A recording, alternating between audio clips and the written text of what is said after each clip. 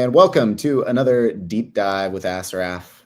I'm Brad Asraf, and here today with Conor Murphy, up in Boston. Big Night Fitness, Big Night CrossFit. Could probably go on a long time listing some ventures. Any other ventures you want to throw in there? As of now, that's the main thing. That's good. Okay. And Conor's been on the show at least twice, I know of. Once in 2022, which is really the episode where I didn't know who Conor was. And then I've probably watched that episode at least like 5 times now. And I was telling Conor before we came on, a lot of that is from the way he talks about CrossFit is so inviting and appealing and attractive that I just found myself going back to little sound bites where he like talked about training someone, a rando like sound guy for Dylan Francis or something like that. And they were like going to do a session in the middle of this arena while everything was setting up like the day before the night of the concert. And so I would just go back to those sound bites because the way Conor talks about CrossFit is just so appealing. And that's why I have him on here. So Conor, thank you for being on. And the topic, which I explained to him, is essentially just how do we not be duds when getting people, when sharing our love for CrossFit with other people, or when maybe we're even approached by people. Everybody who listens to this, but not everybody, most people who listen to this podcast just love CrossFit and are probably like total geeks about it. So the kind of people that totally mess up an opportunity when people are like, hey, what's CrossFit? Or, hey, can I do this with you? And just go like way in a weird direction and scare people off. And so that's kind of generally where we're going. Let's just get some basics. How long have you been doing CrossFit? How long have you been a trainer of CrossFit? Started doing CrossFit in 2008. I took my level 1 in 2010 and have just been, since the level 1, it's like, that's it. It was it for me. It was like, all right, I got it. Now this is, I want to deep dive into this and in every aspect, not just the training aspect to compete, but also just the level of coaches at that level 1. I was like, I want to be like them. I want to give someone the same feeling that they gave me during that seminar. That's sick. And also I, in the description of this episode, there's the link to Sevon's 2022 interview with Conor, where he goes into detail about kind of his journey to CrossFit, career in the Navy beforehand, a number of other things, celebrity trainer. He's done a lot of stuff with Lauv, Dylan Francis. So a lot of those stories are in there. If something's referenced and you want to hear more on that, that's where it is. So would you say you had the classic phase where you were you used the phrase in that episode, CrossFit crazies, like I think it was your St. Thomas folks were known around town as the CrossFit crazies or something like that. Did you have a season where you were that like overboard guy, the zealot? Oh yeah. In order to get this question right, when someone asks you, I think you have to answer it wrong 1,000 times. And, Glassman was always quoted saying, oh, just come show up.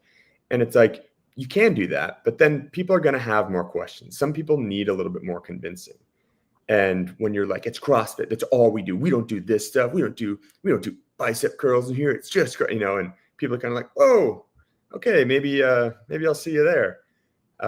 So yes, I've definitely been like the overbearing, way too much, like cult, like you're going to love it. You're going to come in here and it's going to change your life. And you're like, okay, I think I just want to work out, but yeah. Long-winded answer, short. Yes, I have been. Yeah. Do any stories immediately come to mind of like, just you ruined it? Yeah. I've been in situations where people are like, well, why would I do CrossFit? I've been doing this and it's great. And I've been like, well, let's both take our shirts off and see which program. I've been that douchebag. Like, and I'm not afraid to admit it now that I think I've leveled up past it. Like, I'm not that person anymore. But yeah, I've been like, it's the most effective thing. And there's been times where you say one answer and it's a home run. And then you say that same answer to someone else and they're like, it's like being able to read, the room, being able to kind of be that thermometer where it's like, hey, what level do I have to talk to just get them to come in and try it? And then when they come in, at what level am I going to meet them at what dose of CrossFit am I going to give them to have them say, oh, okay, here we are. And inappropriately dosing that a few times with some people, because I know intensity works. But if you stray far from intensity and then come back and get a full 1-2 of intensity, you might not be as stoked about it. So yeah, it's different for every situation, I think. I used I think the title of the show is CrossFit Evangelism, and what came to mind was there's a story in the Bible where somebody comes up to Jesus and he goes, "Hey, I've obeyed all the commandments. What do I do now?" And he says, "Go sell everything you have and then come back and follow me." And that to me is like, you could paint that as a classic scenario of like, what? Didn't he just totally ruin that? Like, he went overboard. But you're already speaking to the individualization, where it's like, some people need the shock punch of like, I'm a bodybuilder and I just got destroyed by a 225 deadlift workout. I need to come back and master this. And then some people will like be on the floor throwing up after and be like, I'm never trying this again. This is the worst thing.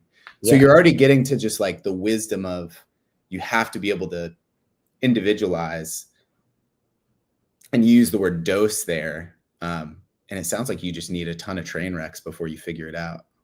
Definitely. And I use that term, and it kind of goes outside. I've been really onto this topic lately about like being a thermometer versus being a thermostat. And I think there's so much use in both of those, where for a long time, people would give me these compliments like your personality and the energy you bring. And I'm like, yeah, I kind of want to be that thermostat. I want to walk into a room and I want to be able to control what the energy is in there. If it's low, I want to walk into a room and make it high. If I need people calm, like I want to be able to do that. But if you're always like that, it's going to turn some people off that might be similar. So being able to read a room, being a thermometer, going into something and kind of meeting people where they're at, bringing them in, and then kind of being able to, like, you get someone in the gym and now you can kind of show your passion towards it. Whereas if at first that might be what turns them off. So I think just being able to read people is a really, really important part of it. Like you said, where some people, I've had a conversation a few weeks ago where I said, hey, are your goals, what's most important? Is your goal really to lose this weight for this? And they go, yeah. Then I said, then stop doing all the other shit. You say, oh, I'm going to do this 6 days a week and then have my one cheat day. I'm like, why? What have you earned on that? You haven't earned anything. You need to, if you really want to be that, and they latch on, and now they're on track, and now they're seeing results even more. And now they're going above and beyond things that I'm saying that can help them with improving their quality of life through fitness and diet. And they're going above and beyond. Where some people, if you say, you're not dedicated in the gym, you're taking weekends off, you're doing this stuff, or you're not doing these to get results, and they're like, well, that's not really what I want. I want to be as fit as possible, but I also don't want to give this stuff up. So if you approach them with that same approach, it may be the turnoff. Right. I last year I toured with Bert Kreischer, comedian, and he is famous for a bunch of different things. He has a movie, stand-up comedy, a bunch of Netflix specials. But there's a video where he was on an interview with Caleb Presley, and it was like, he loves drinking with friends. He enjoys that so much. And in that, he's like, I want to do everything else outside of that to make sure I never have to give that up. So if that is, the high intensity training and all of this other stuff, and it's like, I'll do all of that so that I can do this. So going in to train him, I've gone on tours, the last one with Dylan Francis, it's been now 3.5 years. He's sober because he realizes how good his body feels, how much better he is at his work, how much better he is as a person for his family. And that was something very productive for him. And he was the one who was interested in that. So I kind of gave him that dose. Whereas Bert was like, I want to train really hard and then have some drinks at night. So I think that was the most I ever drank on tour, because afterwards he's like, let's get a drink together. And I'm like, yeah, totally. Let's do this. And then we have a couple drinks. And the next day when I'm telling him what to do for a workout, he knows that I've done the same workout. He knows that I'm not going to push him to something that's not, it's going to put him in a bad state. And so it all depends on people's goals. It's like sometimes that conversation is really important before you start training someone, is to realize like what commitments do they have towards their goals, or what are their goals? Because they may be different from ours. Right. Yeah. The word that comes to mind too is chameleon. Like you have to be so adaptable in your specific scenario, like whoever you're on tour with. does this person want my like nutrition advice of like, hey, you probably feel better if you don't drink, or do they need me to go take drinks with them? And it's like, yeah, that's just, you have to be like so reactive in a certain way. But that's just so cool. Like, I guess the brotherhood in that is just so cool of like, I know what you're feeling. I know what you're doing, and I'm still here. Do you work out with these? Well, actually, real quick, I haven't pulled up James Hobart yet. I see you in the chat. What's up, James? I know you're the homie. Moderation is for cowards. I love it. Anything in life worth doing is worth overdoing. Beautiful. You should come back on the 7. I don't even know what y'all, I don't know if y'all text, but if he texts you, you should come on. That'd be super cool. Oh, do you train with, so you would tell these stories about training with Lav and Dylan Francis. Would you train with them, or are you still in the coach athlete divide? Still in the coach athlete divide. Okay. But what, you know, and every now and again, I know it's like this, you know, unwritten rule, like you never train with your clients. Like there's times when I'm like, I'll hit a set of bench, you hit a set of bench, I'll hit a set of pull-ups, you do this stuff. Like we work that in every now and again. However, early on when I start training someone, a lot of times if it's an hour before our training session is scheduled, I'll go do the workout. And I don't need to be seen doing the workout. But when I have that credibility, when someone doesn't know, right? If someone's been a member of my gym or I've been training them for years, they understand I'm not going to tell them to do anything that I wouldn't do. And that statement alone should be terrifying because I do some stupid workouts and some, you know, I send it pretty hard sometimes. But when I can articulate that and I can say, hey, when I was on this 3rd round in the workout, that's when it really started to kick in. But if I didn't let my row go lower, I was able to push through. It didn't get much worse than that. And then when they feel the same thing in the workout, it's like, oh, wow, he did this before. He knows exactly what he's talking about. He knows exactly how it feels. It's like that's such an easy way to gain credibility and an easy way to be able to speak eloquently to a workout for someone rather than being like, well, it could be done in this amount of time or this. It was like, hey, this is the weights. Here's what it should feel like unbroken. I use 50s. You might want to use 40. You probably could use 50s, but if you go 45s, it may allow you to go a little bit faster. And it's just that trust. And like I said, the word credibility is really important in there. So Lucky camera straps. The thumbnail for this episode should be, I got Bert Kreischer to do CrossFit. That's good. I might change it to that. And still, I actually FaceTimed him last night. He's in Atlanta. And he's going to be in Atlanta for a couple months. So I connected him with the Chuck Carswell to get some workouts in. And I'm like, hey, this was my mentor. This was the guy. Like, he is the guy. And he's like, say no more. All good. So, I mean, he's in and he trains hard. And it may not look like it from, you know, because he kind of has this whole shtick with taking his shirt off and having a beer belly. But the guy can bench over 300 pounds. He has a great squat position. He can get after it. Dang. So it is cool. And he's an amazing, amazing dude. Human, dad, husband, how he treats everyone on his tour, how he treats other comedians. He's just the real deal. And he is exactly how he portrays himself in social media and in comedy in real life, but just way more caring. He's awesome. I have nothing but amazing things to say about that guy. That's dope. Jump ship. Conor is the man.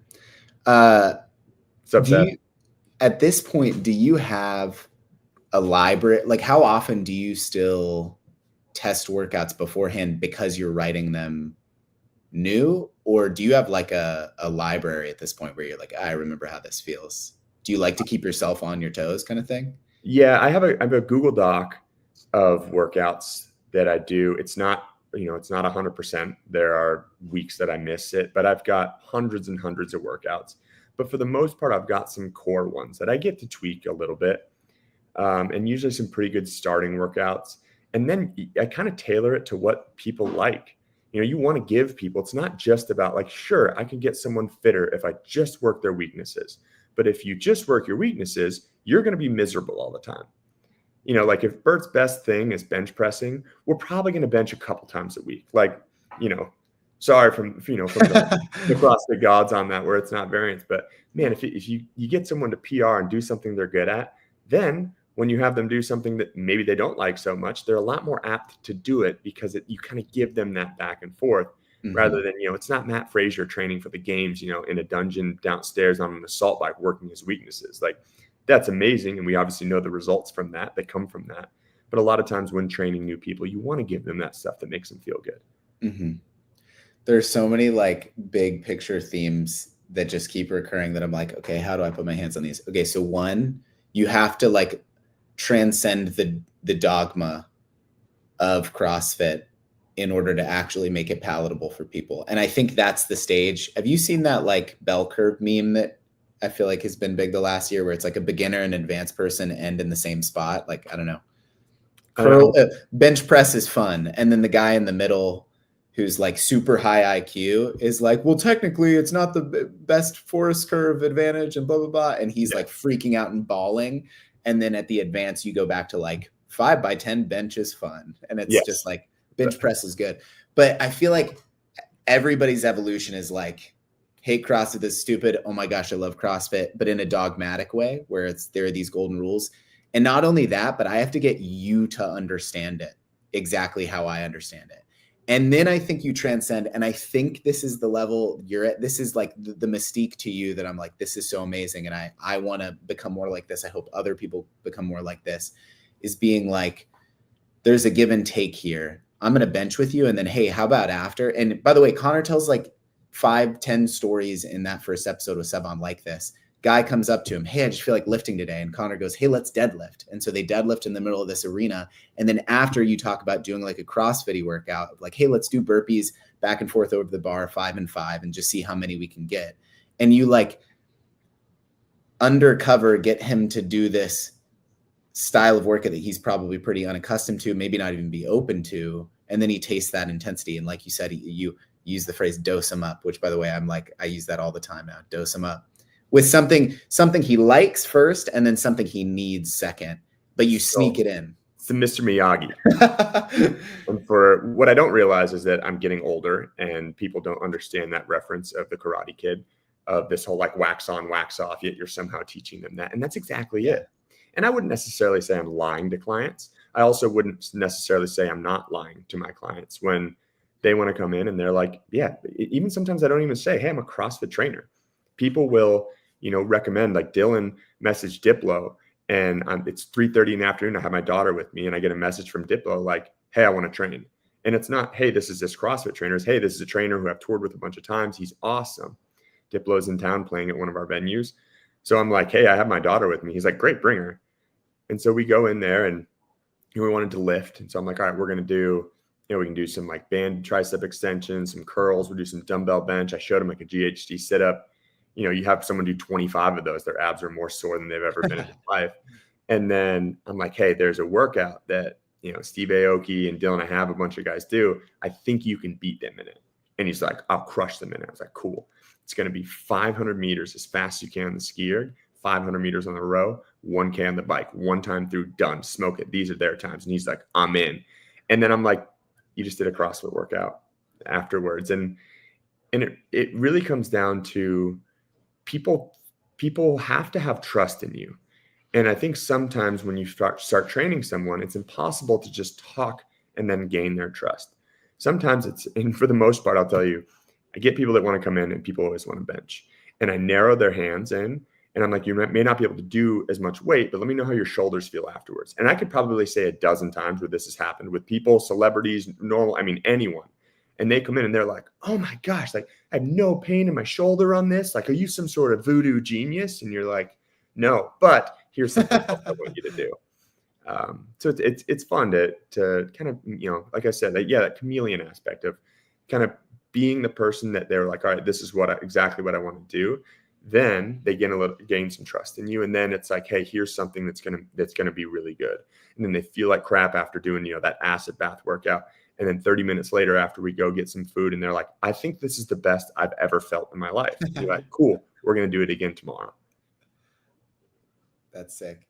I like highlighting this too, because to some extent, like we're grasping at intangibles. And if you're somebody who's like, I'm a trainer, but I don't feel like I'm a Conor Murphy in terms of sensing people, I think there probably are ways to develop that I'm not equipped to talk about right now. But one thing you can do is literally just this practice of find something that the client wants to do first and do it, and then do the thing that you had in mind and learn how to appropriately dose that for a first time.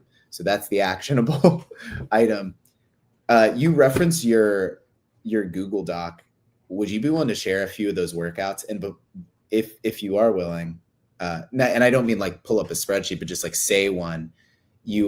I recently started training a young musician, young aspiring musician, and I used one of the workouts from that episode, but kind of. I think I amended it a little bit. It was 75 air squats to a target, and every minute on the minute, I had him do 3 burpees to target. I think the way you said it was just 5 burpees. And that was his very first exposure to CrossFit, but that was all you. And so is that like one of your classics? So that was the first workout that I did with Dylan. And that was like my first in with the celebrity training, and then it's taken off from there. And I can't take full responsibility for that because I was with James at that time. We had just trained utilizing the tour bus for like a wall ball target with one of our best friends, Mike Finn, who was the tour manager for Dylan at the time. And it was like some of the guys from Zed's team, and then Aoki was flying into town. And so I kind of bounced the idea, but it came from James and I being like, hey, we're just going to have him squat to this medicine ball. And I think we had him do 5 burpees every minute on the minute. But it's just such an easy way to get people in there, because if you have a medicine ball, I think that's also one thing. The medicine ball is such an underutilized tool for people to squat. It's like you can take, it's a nonstop coaching cue of depth that you're consistently giving someone without having to tell them, get lower, get lower, get lower. You can have someone who's been in pain their whole life squatting. And if they can sit on a medicine ball and stand back up without pain, you're going to blow their minds once you tell them to press their knees out. Once they raise their chest up and their lower back doesn't hurt the next day, like utilize that medicine ball. If there's a group of people I've never trained before and we're going to squat, put a medicine ball there. It's a coaching cue for you now have 15 coaching cues every single time someone does a rep. So it's that is definitely a go-to. And then it's fun because once you have someone getting fitter, that workout is not even a warm-up. Like you're going to have someone do that in 2 minutes and be like, okay, now I'm warm.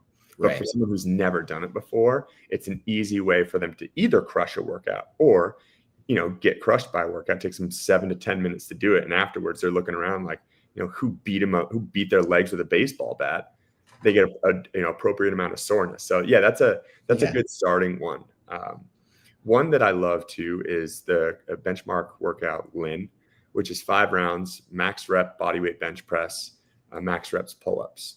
And sometimes I'll do like a sliding scale where it's like, all right, first round maybe banded pull-ups, second one maybe ring rows, then jumping pull-ups, then whatever it is. And I'm like, hey, let's just do this workout.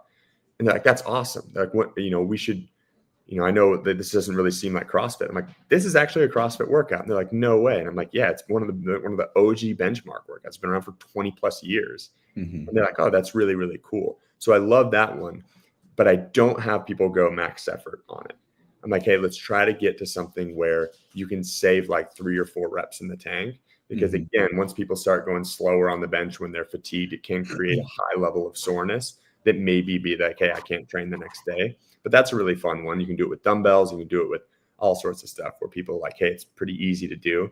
The bench press and pull up are pretty classic movements where you're not like telling them to start doing, like, hey, we're going to start doing overhead squats today. And they're like, whoa, CrossFit, I don't know. It's like it's just an easy way to do it. But yeah, I could send, all of these different workouts. It's stuff that I've done that I'll scale down dramatically for people. There's sometimes I have to, go a little bit heavier for some people that are, really fit or really on like the cardio side of it, depending on their training.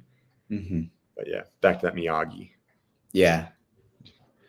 Did you have an aha moment in terms of some of these concepts? Like how did you have a moment where you were like, oh, compromise?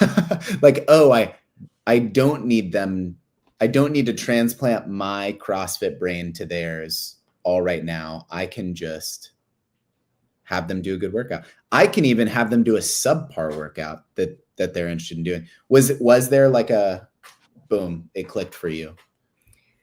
I think it comes down to, I got to the point that I was training people that I didn't want to lose. I couldn't afford to lose them as clients. Wow. And they were hard-headed. So I had to, I've had people where they're like, I don't do burpees.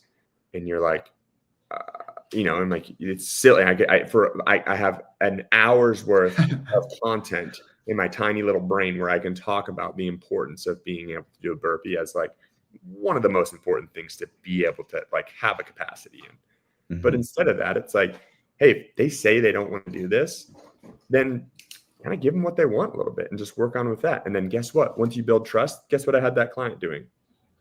Burpees. Let's go. I was training Camille Kostek. She was on the cover of like Sports Illustrated, the swimsuit editions.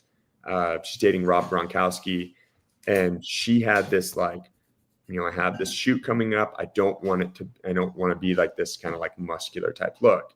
In my head, it's like, we're probably not going to do that, but didn't want to use a lot of weights. So I didn't use a lot of weights. Mm-hmm. And maybe she didn't gain as much capacity in an overall fitness standpoint that she could have if we were, starting to load up a barbell. Never touched a barbell. Mm-hmm. Lightweight dumbbells, box jumps, box step ups, concept tube bike, a lot of ab mat sit-ups.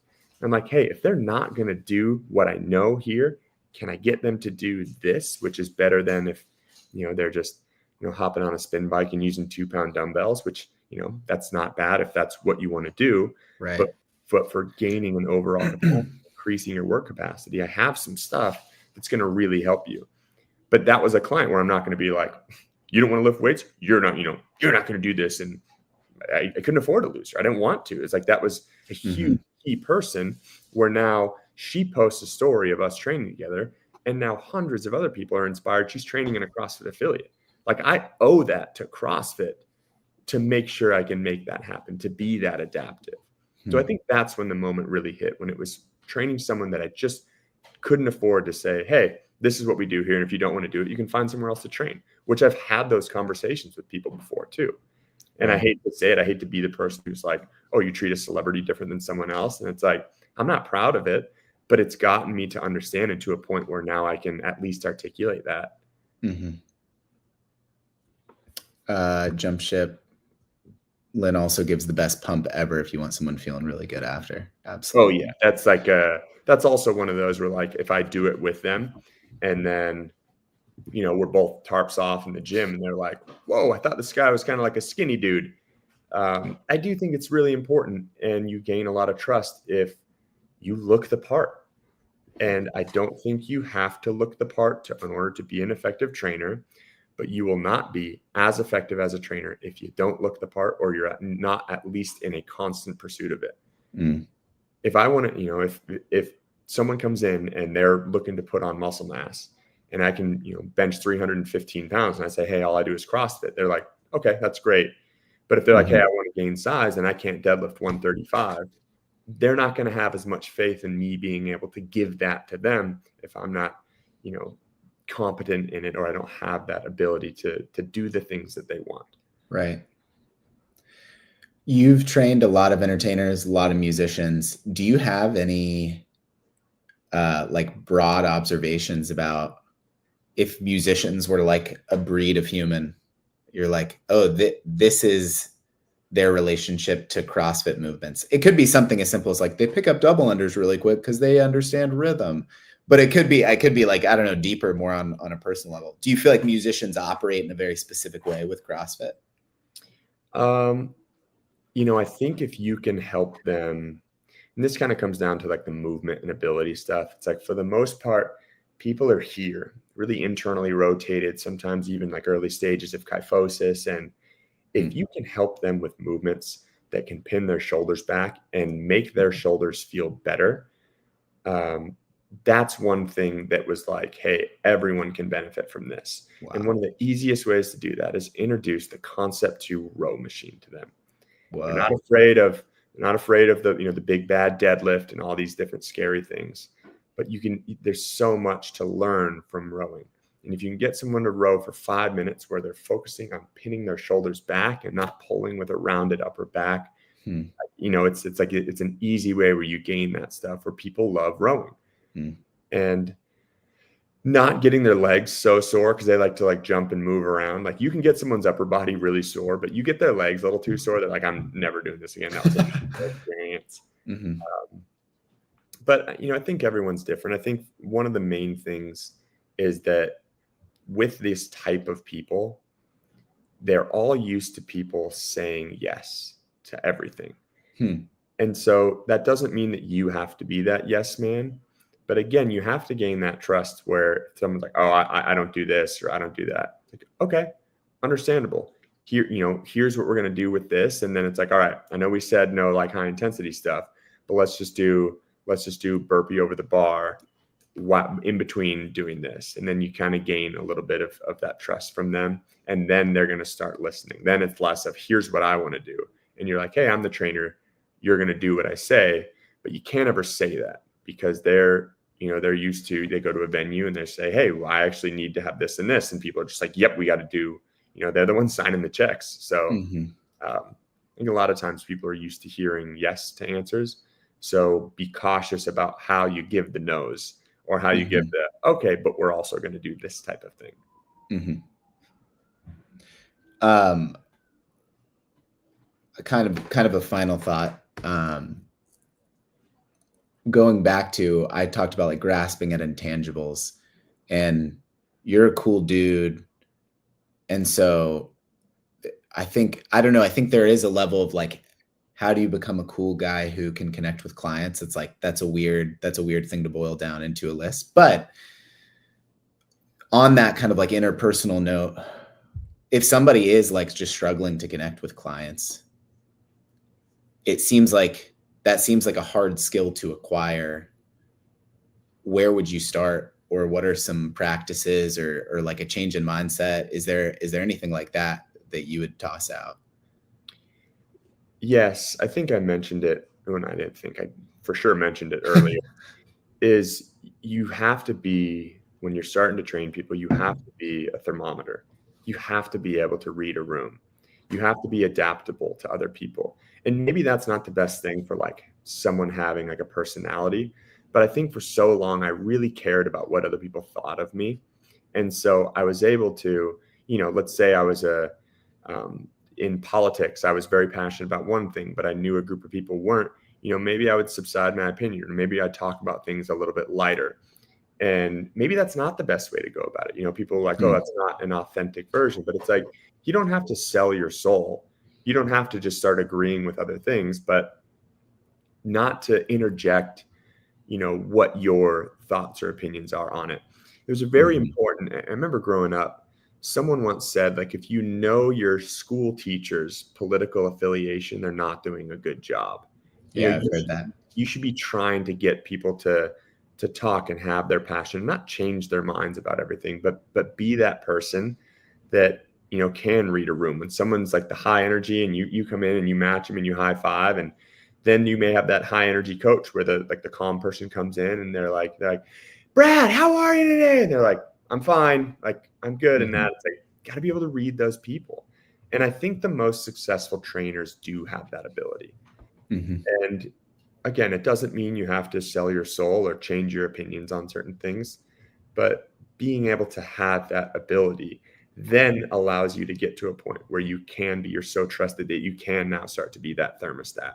When you're like, hey, this guy's a low energy guy, but we have his trust and I'm going to start to gain this.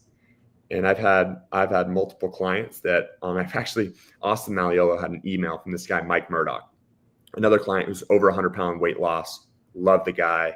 Super awesome. Day one, I came in from St. Thomas, like long hair, tan, high energy, goofball. And like 3 weeks in, he sends this email and he's like, when he first showed up at the gym, I was like, Austin has lost his mind. Who is this idiot? And I hope he doesn't stay long. But then like once kind of chatting with Mike, I was like, okay, this is kind of his personality. And I would still be that same person. But when he would come in the gym, I'd shake his hand and be like, how's the day going? And, talk to him about his daughter and have those conversations and then go back to it. And they're like, oh, he kind of does have this level of care. He kind of treats me a little bit differently, but I'm not that personality for the whole class. But and now he started doing one-on-ones and he started to come to every one of my classes. Didn't depend on what time of day it was at Reebok CrossFit One. And we gained that trust, but it wouldn't have happened if I was like, well, this is who I am. And I'm just a happy person. And I like to be a goofball during class, and may not have related to him that much. So I think that would be one way, is just really, really, really getting to know people and kind of catering to them in that way. Because maybe when you sign up for a coach, you do have to swallow that, or you do have to put that in a back seat where, Mm-hmm. if you're like a, diehard Trump fan, it's like, maybe not saying it every single class, because there are people who don't have the same opinions. Right. And it doesn't mean you have to change the way you feel, but, or if in the opposite way, if you absolutely hate him, it's like, if you mention that every single time, there are people in their own ways that are going to like him and that do love him. Mm-hmm. And so you don't always have to, pinpoint everything that you are to people. And if you have trouble connecting with some people, that may be one of the first reasons where you have to get out of your comfort zone. Mm-hmm. And I think to a fault, I cared so much about what people thought of me that I could kind of read a room and kind of interact with any group of people. But now I think I can do it a little bit more tactfully and probably tastefully, where I'm not, this just chameleon that just goes whatever way the wind blows. I have my core set of values, but I can kind of get along with anyone. I think that's an important part of it. Mm-hmm. The people have to know all my identity points is insecurity masked as boldness. It's like, if you need that in order to fulfill something in you, that's on you. Like, that's a weakness in you. That's not you, like, making sure weak people aren't around you or something like that. And the quote that's been looping through my head is the Bruce Lee "be like water." It's just like a total dropping of ego.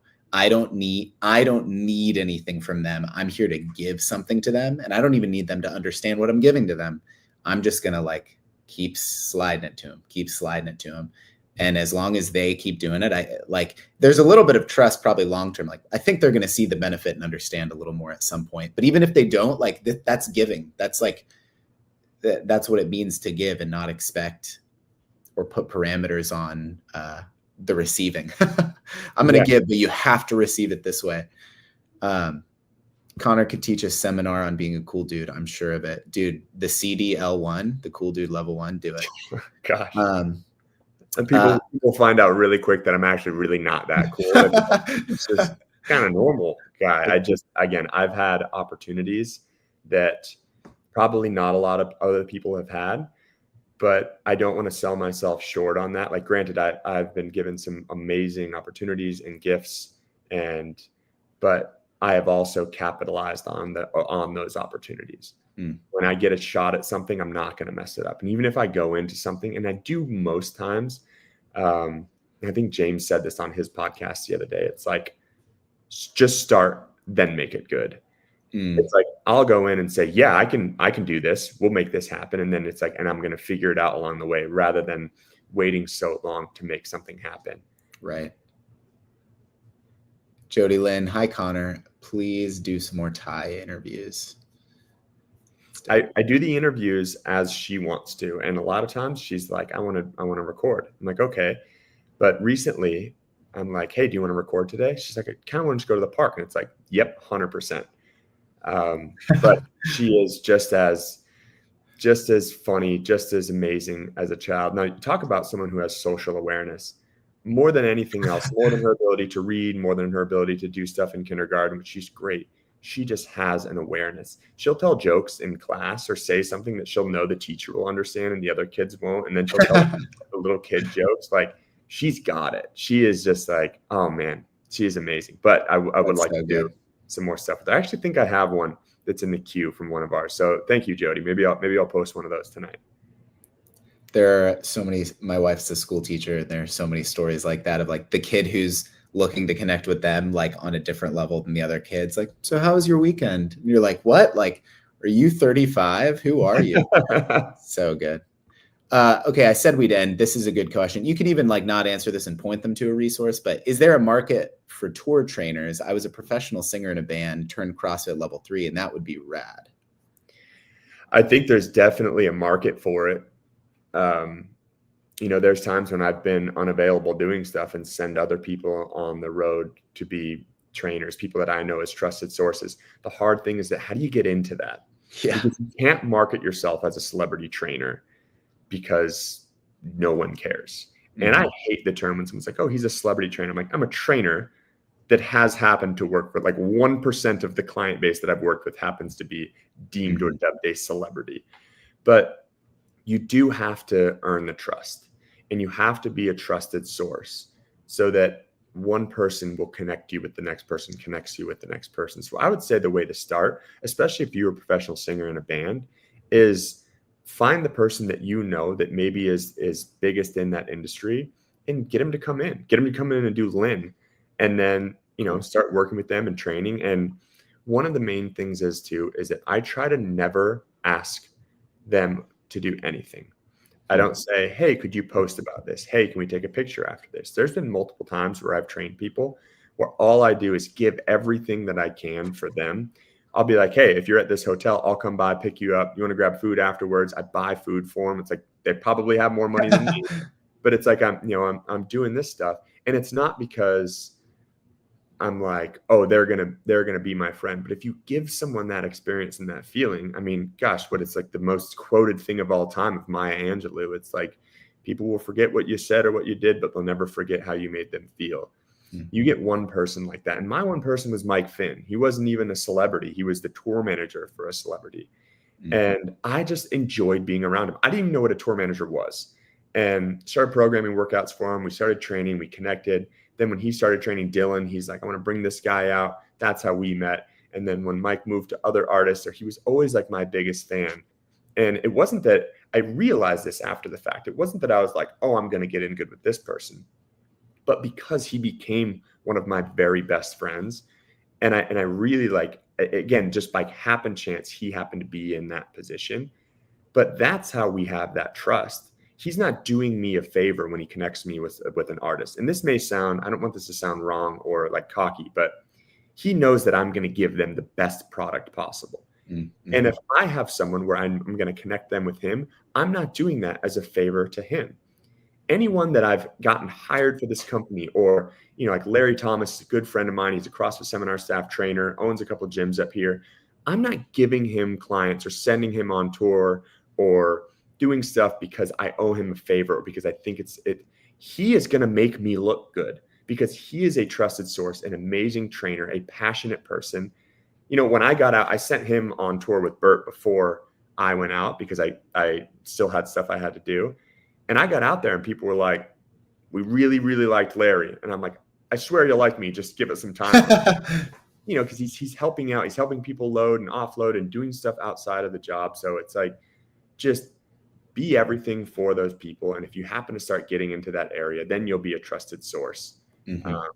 And if there's, you know, if you're in the Boston area, the Standard, or if you want to reach out to me, if you have, you know, anything you want to do, I'd be happy to help in any way that I can. But it's most of the time, it's like I throw a bone to the people that I know are going to make me look good. And maybe it doesn't make me as good of a person as people think I am, but I don't want to take anything from other people. Give them opportunities, they'll give it back. The people that you treat really well, they're going to remember that. And the next time they're in town, they're going to reach out. Or when their friend is a DJ, comes into town, or that's a professional hockey player or some level of celebrity, they're going to be like, hey, this guy's the real deal. Mm-hmm. And it may not always work out. There's been multiple times I've trained people for months without charging them. And they're like, I'm going to be this awesome source for you. And you're like, cool. And then they're not. And you're like, dang it. But you can't give up hope and be like, no, that's it. Now I'm going to start training my full rate to train these celebrities because I got burned by one person. You're still doing the right thing. When it comes down to it, I'm fortunate because CrossFit is unbelievably effective. And because of that, and because of the trainers that I've gotten to work with, the Austin Maliolos, the Denise Thomases, the James Hobarts, the Chuck Carswells, all of these mentors that I've had, they have taught me the mechanics so that I can transfer that, utilize my personality, start working with these people. And it's so fulfilling for me, and it's selfish. I get a great feeling from helping other people out, but my passion just so happens to be a really positive thing for other people. So that's why I'm grateful. I'm not just like, I just want to help the world.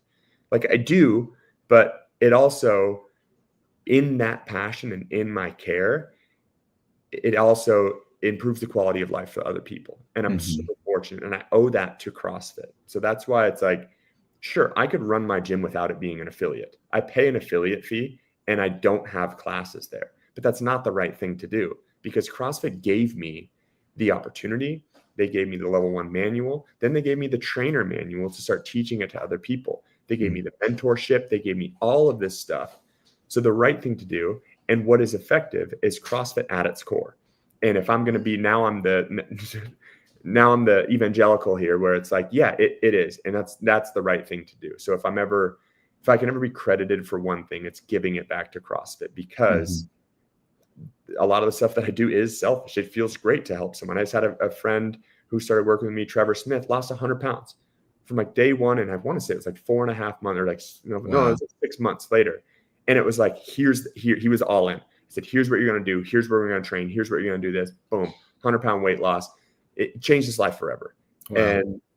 And it's cool, because then it comes back on me too, that like, Conor did a great job.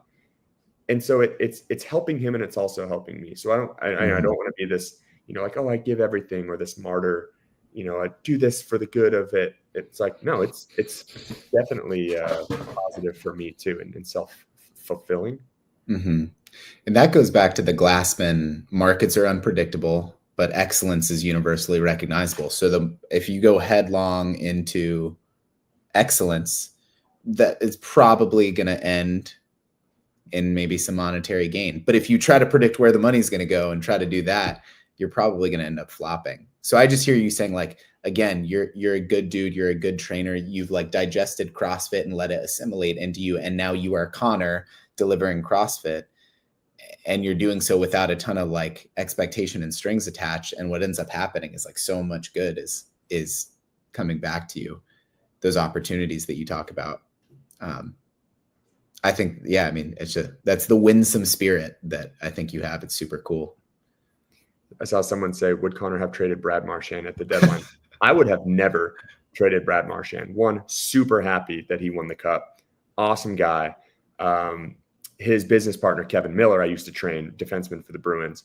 Awesome guy. They started a company, Marsh and Milco, to essentially be a tax write-off for their hunting trips. And now it's this like big company that they both run, their passion for hunting, and set up Brad and Kevin with the Reebok social media director, because they both hated social media. They didn't really have social media. Brad had an account but never posted.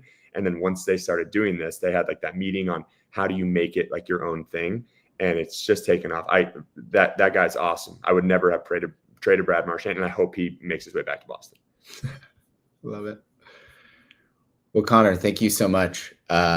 Seriously, just like stoked to get to learn more from you, because the way you talk about CrossFit and talk about your training experiences, it's just like all beneficial. So I really appreciate it, giving us more stories and more of your time. Thank you for having me on here. I mean, it's part of what helps out with everything that we're all doing. And I think when people see, like, I don't have an exercise science degree, I don't have anything different than anyone else who got their level 1. And it's like, if you just pursue it and pursue the excellence of just the foundational movements, it can take you to places that, I always look back a year and I'm like, I would have never predicted I'd be in this spot. And I'm super grateful. And I, give that to most other people that have vouched for me and given me opportunities. So thank you for having me on and continuing that to kind of let this stuff be heard. And if anyone ever has questions for me, reach out to me, social media, do whatever I can to help. Dope. And if you are listening and you liked these stories, you like this vibe, go to the 2022 interview with Conor, Sevon Interviews Conor. It's in the link, or it's in the description of this video. Amazing podcast. Please listen to it. Shut Up and Scribble Boys are live in 10 minutes. I think they're taking questions from everybody. It's a Q&A. So here we go in 10 minutes. Come back, have a nice little decaf coffee in between. Enjoy your night. Peace, peace.